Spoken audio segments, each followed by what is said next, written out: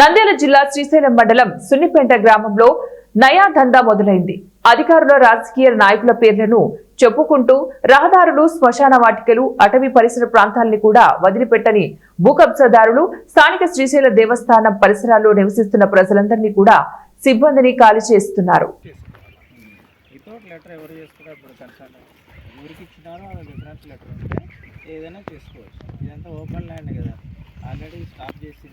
Stop చేసిందే కదా land కదన్న. ఇప్పుడు రోడ్ ఏమవుతుందంటే మాకు ఇండ్ల ముందులో ఈ డెడ్ బాడీకి దించుతుండ్రు.